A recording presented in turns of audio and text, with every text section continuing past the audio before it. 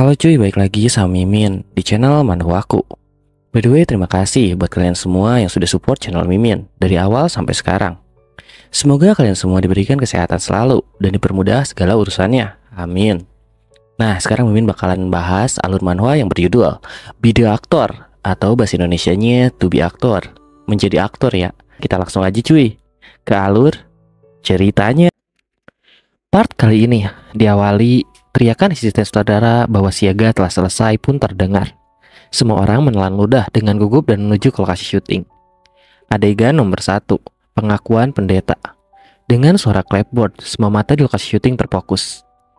Kim Woo Jin, 29 tahun, Anda mengaku sebagai pendeta, benarkah? Rambutnya acak-acakan dan kera putih yang dikenakan di atas jubah hitamnya hingga ke mata kakinya berlumuran darah. Meskipun detektif itu bertanya, pendeta itu tetaplah diam.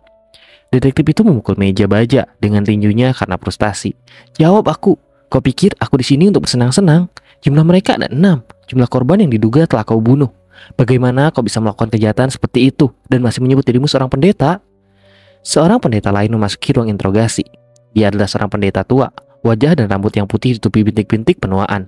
Saat dia masuk, detektif itu secara diam-diam memberi ruang untuknya. Pastor Mateo, apa yang terjadi? Pendeta yang lebih tua, yang diperankan oleh Kim Hyun Sop, memegang tangan pendeta yang lebih muda yang diborgol, yaitu Jang Yong-guk, lalu bertanya. Saat itu, bibir yang tertutup rapat itu perlahan terbuka. Tahukah Anda, apa arti kesombongan, iri hati, amarah, hawa nafsu, kerakusan, kemalasan, dan keserakahan? Uskup James, bukankah itu 7 dosa mematikan yang disebutkan dalam Alkitab? Benar, alasan saya membunuh mereka tidak lain. Saya mempertanyakan apakah dosa dan hukum benar-benar ada saat belajar teologi. Bukankah itu kenyataannya? Para korban berubah menjadi debu, sementara para pelaku tetap hidup tanpa keraguan. Suaranya terlalu soleh untuk seorang pembunuh. Jangan tanya kenapa aku melakukannya. Aku tidak bisa menghapus dosa mereka, sama seperti aku tidak bisa menghapus dosa yang telah kulakukan. Uskup James, aku telah membunuh penjahat yang termasuk dalam 7 dosa mematikan. Namun, aku tidak bisa menyelesaikan dosa terakhir. Tahukah kau apa itu? Keserakahan. Benar. Pendeta James jadi panik. Dia berdiri dari duduknya. Jangan bilang kau. Ucapan pendeta James tercekat. Pendeta muda itu menggunakan bahasa Latin dan menggenggam erat tangan dari pendeta James lalu mengatakan, penjahat akan terus tumbuh seperti rumput liar karena ketidaktahuan dosa-dosanya yang sudah mereka perbuat. Mengapa mencari keserakahan saat menjalani jalannya keimatan? Betapa bahagianya engkau saat melihat lambungmu penuh dengan kekayaan. Engkau tidak hanya bernafsu terhadap wanita muda, tapi juga menghancurkan keluarga mereka. Semua ini akan menjadi dosamu. Tentu saja, pendeta tua yang duduk di depan pendeta muda itu tahu apa yang dikatakannya. Wajah lembut pendeta muda itu tampak pecah seperti kaca. Pada saat itu, pendeta muda itu mengangkat kepalanya. Sikapnya lembut, noda darah masih ada di leher dan dagunya. Tetapi pemandangan itu pun tampak sangat sakral. Saat pendeta yang lebih tua hendak mengatakan sesuatu, pendeta muda itu memotongnya dengan menggelengkan kepala. James, kaulah dosa terakhir itu. Cut. Produser Choi, bagaimana menurutmu? Saya terkejut. Prosedur musik Choi-yo tidak menyembunyikan emosinya. Itu adalah rekaman intro. Mengingat itu adalah adegan yang mengangkat tirai, kehati-hatian tidak dapat dihindari. Ada harapan akan kemungkinan pengambilan ulang beberapa kali. Lagi pula, tidak ada yang namanya kontrak kerja standar di lokasi syuting. Oleh karena itu, budaya syuting sampai selesai sangat lazim. Namun kemudian, produser Choi bertanya, Sutradara Shin, apakah hal yang umum untuk menyelesaikan adegan dalam sekali jalan pada pengambilan gambar pertama? Tidak, bukan itu. Kalau tidak, tapi dia sering dijuluki si keras kepala. Sementara, di sisi lain, ketua Kwak sedikit berbeda. Dia melihat ke arah Yongguk yang sedang berjalan bersama aktor Hyun Sop. Ketua Kwak memiliki firasat tentang hal itu karena film itu berfokus pada Yongguk. Jadi dia yakin bahwa film itu akan menjadi sesuatu yang besar di Korea. Lalu senyumnya yang terlukis di wajahnya. Ketua Kwak merasa bahwa perasaannya itu tidak akan pernah salah. Dalam pembuatan film, tidak ada batas jumlah adegan dalam suatu hari. Berkat itu, mereka dapat mengulang pengambilan gambar berkali-kali. Sebelum mereka menyadarinya, mereka telah pindah dari lokasi syuting ke lokasi kamar mayat. Begitu mereka memasuki kamar mayat, asisten saudara Kim Seok-hyul menjepit hidungnya. Bau apa ini? Pemimpin tim properti yang ada di sana menyemprotkan sesuatu ke lantai kamar mayat dengan menyemprot dan berteriak. Kau bertanya bau apa? Tentu saja, itu baunya seperti mayat yang membusuk. bau mayat membusuk. Untuk apa kau menyemprotkan cairan yang berbau seperti itu? Hah, jika kau penasaran, tanyakan saja pada Saudara Sarasdin. Mengingat pekerjaan sebelumnya, aku pikir kita akan syuting bagian intro sepanjang hari ini. Aku tidak tahu bahwa kita akan langsung pindah ke adegan kamar mayat. Saudara berkata ingin menciptakan kembali suasana yang sama di lokasi syuting, termasuk baunya. Ayo semangat. Jika seorang menderita rinitis, hidungnya akan sembuh hari ini. Tentu saja, kamera tidak akan mampu mengekspresikan indera penciuman, bukan? Namun, saudara yang menghargai keaktifan mencoba untuk menciptakan situasi dalam naskah menjadi kenyataan. Di antara mereka, saudara Shin Seung-wan paling menghargai realisme tersebut. Sebagai bukti, bukankah dia menghabiskan 3 juta won hanya untuk membuat model mayat? Bisakah kita benar-benar bertindak dengan benar di sini? Dan apakah kalian juga yakin bahwa artisnya bakal bisa acting dengan benar saat melihat mayat ini? Sama seperti gumaman asisten direktur Kim Seok-chul, kamar mayat dipenuhi bau makanan busuk. Pemimpin tim properti tampak agak canggung. Meskipun dia tidak menunjukkannya, tentu saja itu karena dia pikir dia telah menyemprotkan bau busuk terlalu berlebihan. Tetapi, setelah penembakan dimulai, mereka menyadari bahwa semua kekhawatiran itu adalah kekhawatiran yang tidak perlu. Itu adalah pemandangan yang mengingatkan pada masa lalu. Ayah tokoh utama, ayahnya Yongguk, meninggal dalam tabrak lari. Jasadnya membusuk hingga tidak dapat dikenali lagi dan dijahit dengan asal-asalan. Pemandangan itu begitu mengerikan, hingga staf di lokasi syuting yang tahu itu adalah boneka menghindari kontak mata dengan boneka itu. Selain itu, bau busuk menusuk hidung mereka sehingga sulit bernapas dengan baik. Saudara Shin memandang Yongguk melalui layar. Dia berpikir, bahkan hingga syuting pagi ini, dia menunjukkan raut sedih seorang pendeta yang melakukan pembunuhan. Namun adegan kali ini adalah Kim Woo-jin, yang seorang mahasiswa seminar teologi yang bersekolah di seminari Katolik di masa mudanya, Mateo. Kemudian, ayah sang tokoh utama pernah berhadapan dengan mayat-mayat yang tenggelam saat membantu ayahnya, seorang pengurus rumah duka. Ia tidak gentar bahkan saat melihat mayat-mayat yang telah membusuk hingga tak dapat dikenali lagi. Dengan kulit yang meleleh, ia mengira ayahnya seorang pengurus rumah duka tidak memiliki emosi. Ternyata ia juga sama. Ia mengira ia telah mati rasa sepenuhnya. Di bawah tatapan yang tenang, air matanya mengalir tanpa henti. Pada saat itu, Yongguk teringat akan cerita dari saudara Shin Song-hyun. Saat saudara Shin Song-hyun itu bercerita bahwa saat dia masih kecil, dia pikir ayahnya adalah manusia yang tidak memiliki emosi. Tapi suatu hari, dia menyadarinya bahwa ayahnya ternyata memiliki perasaannya juga. Air mata dari Yongguk mengalir lebih deras dari sebelumnya. Meskipun dia sudah sedikit menahannya. Sang tokoh utama merasa bahwa dirinya sama seperti ayahnya. Dia mengira dirinya sudah terbiasa menghadapi kematian. Air mata sudah terbendung lagi. Dia menangis jadi-jadinya. Tak peduli apa yang terjadi, dia hanya ingin satu hal. Dia berharap bahwa semua ini hanyalah sebatas mimpi. Yah, memang benar, kematian itu pasti adanya. Kita hanya bisa berdoa sebagai orang-orang yang kita sayangi dan kasih selalu dalam perlindungan Sang Pencipta. Dan kita sebagai seorang anak harus dan wajib selalu menghargai orang-orang yang kita sayangi, bukan? Sebelum kita ditinggalkan atau kita yang meninggalkan. Karena mungkin sang aktor utama juga merasakan hal yang sama dengan apa yang akan kita rasakan. Tapi tentu saja, cara hidup dia dan kita berbeda. Di bawah tatapan yang tenang, air matanya mengalir tanpa henti. Saudara Shin So-young yang sedang mengawasinya mengepalkan tangannya. Dia merasakan di dalam hatinya bahwa pendeta yang kemudian melakukan serangkaian pembunuhan itu tengah menghapus emosinya yang tersisa. Dan akhirnya, pengakuan sang pendeta pun telah dimulai. Keesokan harinya, tidak ada cara yang lebih baik untuk menyambut pagi dan menyegarkan selain jogging di sepanjang sungai. Waktu berlalu dan memar yang didapat selama pen meeting hampir sembuh. Seo Kim Song-wan begitu marah hingga ia berobat ke klinik dermatologi ternama. Berkat itu tidak ada sedikit pun bekas memar di punggungnya yang luas. Saat dia turun ke bawah, tentu saja, "Paman, sepertinya Anda datang bekerja di sini setiap pagi. Dasar kejam, seorang bujangan tua yang kesepian setidaknya harus sarapan yang menyenangkan. Jangan terlalu kasar, tahukah kamu betapa sepinya sendirian di apartemen? Tidak ada kehangatan di dalam kamar kehangatan. Oh iya, ngomong-ngomong, Yongguk, kalau dipikir-pikir, Hyunsop banyak memujimu." Senior Kim Hyunsop, "Hei, orang yang manggilku paman itu bersikap formal pada Hyunsop. Begini, aku debut 3 tahun lebih dulu dari Hyunsop menurut tahun debut." "Hei paman, apakah kamu dan senior Kim Hyunsop sama? Baiklah, mulai sekarang aku akan memanggilmu Ah Jung Hyun Sun Bae tanpa rasa hormat, oke? Ya, pokoknya kamu tidak bisa mengalahkannya dengan kata-kata." Hyunsop dengan sebagai aktris manis Korea, seorang teman yang tidak pernah menguasai penampilan orang lain. Namun suatu hari dia menelpon untuk memujimu. Aku belum pernah melihatnya memuji aktor lain, terutama yang masih pemula seperti itu. Sihir apa yang kamu pancarkan di lokasi syuting? Hei, aku tidak melakukan hal seperti itu, paman. Ya, semakin saya memikirkannya, semakin menakjubkan rasanya. Anda berhasil memikat harimau industri film itu. Semua saudara yang pernah bekerja sama dengan Anda pasti dipuji. Bahkan Kwak Myung-hwan yang tidak suka menutup-nutupi sesuatu. Ngomong-ngomong, ayo kita kerjakan proyek berikutnya bersama-sama. Saya perlu melihat apa yang Anda lakukan di lokasi syuting. Baiklah paman, jika ada kesempatan. Kalau begitu aku pergi dulu. Setelah sarapan, Yongguk telah mengenakan seragam untuk pertama kalinya setelah sekian lama. Dan kakeknya bertanya, "Sepertinya hari ini kamu akan pergi ke sekolah dan bukan ke tempat syuting ya?" "Ya kakek, ada jeda syuting hari ini." Berkat pengertian sekolah, Yongguk bisa fokus syuting asalkan dia hadir sesuai jumlah hari yang ditentukan. Akhir-akhir ini hidupnya tidak pernah berhenti. Sebenarnya dia bisa saja mengambil cuti sehari dengan dalih syuting film. Tetapi hari ini sepertinya hari yang penting.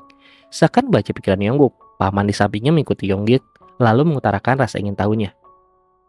"Hei Yongguk, jika aku jadi kamu, aku pasti sudah membolos dan tidur. Bagaimana mungkin anak muda sepertimu bisa jogging di pagi hari? Kamu bahkan tidak bisa tidur pagi seperti orang tua." "Hari ini ada nilai ujian tryout akan keluar, jadi aku harus pergi." Yongguk telah sampai pada sepedanya, lalu dia mengangkat tangannya. "Sampai jumpa." Begitu Yongguk mengayun sepedanya hingga tak terlihat, Ah Jung Hyun yang sedang duduk di aula utama bertanya pada Baek Jang Hoon, "Hyung, apakah anak itu masih menjadi siswa terbaik di sekolahnya?" Baek Jang Hoon hanya tersenyum dan tidak menjawab. Melihat sosok Yongguk yang menjauh, Ah Jung Hyun mengucapkan lidahnya. "Cih, dia terbaik dalam segala hal." Halaman sekolah, saat jam makan siang ramai, cuaca tak seharusnya mulai dingin karena musim gugur telah tiba. Tetapi para siswa yang berlarian di lapangan sekolah saling bertabrakan dengan baju lengan pendek. Pertarungan mental yang sangat sengit terjadi di sekitar bola sepak. Kemudian bola itu tersangkut di kaki Yongguk. Meskipun tubuhnya tinggi yang akan menghalangi langkahnya, ia dengan cekatan menghindari para pemain bertahan dan berlari mengejarnya. Bola yang dilepaskan dari kaki Yongguk tentu saja mengejarkan jaring. Pada saat itu, semua anak laki-laki berlari ke arah Yongguk dan bersorak, "Kau benar-benar bagus." Ya, sekarang dia bisa mengerti mengapa si Kim Sok-man menyuruhnya untuk menjalani kembali kehidupan sekolahnya. Kelelahan yang menumpuk di lokasi syuting langsung hilang, dan dia mendapatkan kembali vitalitasnya yang terjalin dengan energi di halaman sekolah. Di keran sudut lapangan sekolah, mereka semua membilas tubuh mereka yang berkeringat dan menyegarkan tenggorokan mereka yang kering. "Senior." Yongguk menyeka wajahnya yang basah karena air keran dengan jari-jarinya yang panjang dan mengangkat kepalanya. Mereka adalah juniornya yang telah menonton pertandingan sepak bola sambil duduk di bangku lapangan olahraga hingga beberapa waktu lalu. Apakah ini bahaya drama? Pikirnya. Sudah lebih dari sebulan sejak drama Yacht berakhir, tetapi masih ada siswi yang menawarkan sapu tangan. Bukankah ada adegan di mana tokoh utama pria ditawari sapu tangan oleh siswi kelas 11 dan 12 setelah pertandingan basket ditayangkan dalam drama tersebut? Benar saja, adegan serupa datang diputar. "Saya menghargai, tetapi lain kali Anda tidak perlu melakukan ini. Saya banyak berkeringat setelah berolahraga, jadi saya selalu membawa handuk." Yongguk menolak sapu tangan berikutnya terlebih dahulu. Karena tidak ingin membuat niat baik mereka tidak nyaman, pemilik sapu tangan keberuntungan yang dipilih Yongguk tidak tahu harus berbuat apa karena gembira. "Yang Yongguk, kau benar-benar bintang yang luar biasa, sungguh." Benar saja, itu adalah ketua kelas. Dia pun muncul. Ia merasa kasihan padanya. Sebagai wakil ketua kelas, Yongguk seharusnya membantu pekerjaan kelas, tapi ia sedang sibuk syuting film. "Hei Yongguk, guru wali kelas sedang mencarimu." "Mengapa? Bagaimana aku bisa tahu? Dan juga kau tidak lupa kan bahwa kau itu wakil ketua kelas."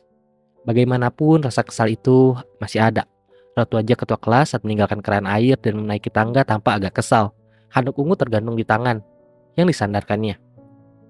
Hari ini dia ingin menyerahkan handuknya, namun Yongguk tidak tahu tentang fakta itu. Dia adalah pria yang tampaknya kurang bijaksana dari waktu ke waktu. Kemudian, di kantor guru wali kelas bertanya pada Yongguk. "Yongguk, kamu bilang kamu tidak ada syuting film pada hari Kamis, bukan?" "Iya benar, guru." "Baiklah, daripada kelas Kamis pagi, mari kita pisahkan diri untuk sesi informasi penerimaan siswa baru.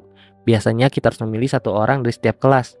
Tetapi akan terlalu berlebihan jika kita meminta izin pada ketua kelas. Apakah kamu mengerti?" Serahkan saja padaku."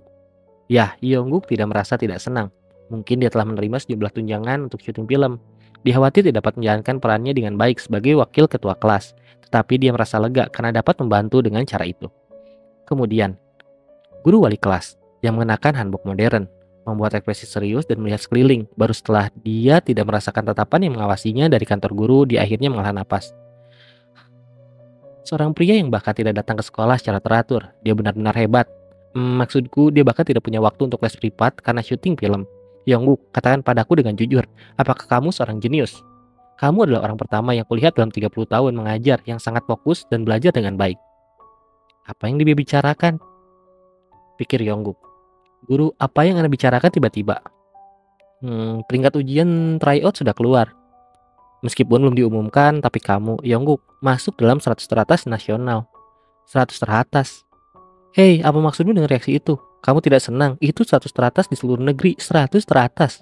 Sekarang kepala sekolah sedang marah-marah. Sejak pagi ini dia sangat ingin melihat wajahmu. Kalau dia tahu kamu ada di kantor guru, dia mungkin akan lari dengan kaos kakinya. Tentu saja, Yongguk senang. Di masa lalunya, dia bahkan tidak pernah masuk 100 besar di sekolahnya, apalagi 100 besar nasional. Nilai rapornya selalu bersaing untuk mendapatkan tempat terakhir dari belakang. Jadi bayangkan saja. Namun, memang benar bahwa tujuannya semakin tinggi sejak dia mendengar nasihat Kim Seong-wan, sang CEO, untuk menikmati masa sekolahnya. Ia ingin bertobat atas kehidupan masa lalunya yang pecundang, apalagi sudah menjadi anak yang durhaka. Tetapi sekarang, seiring berjalannya waktu, konsentrasinya meningkat pesat, dan ia menjadi tertarik untuk belajar, sehingga ia berpikir tidak ada yang tidak bisa ia lakukan. Aku senang, tapi rasanya seperti sebuah tanggung jawab karena itu bagus. Tanggung jawab? Ya, karena masih ada ruang untuk maju, saya tidak boleh berpuas diri di sini. Saya hanya kurang beruntung. Bahkan saat saya mengatakannya, saya merasa kurang beruntung. Dengan menyentuh kepalanya sendiri, yang pun menambahkan, apakah aku agak berlebihan? Rasanya saat saya mengatakannya itu terdengar menyebalkan. Mendengar itu, wali kelas yang mengenakan hanbok modern itu menjawab, dasar bocah kecil, apa kau sekarang sedang syuting film? Kemudian, di tempat lain, drama sejarah.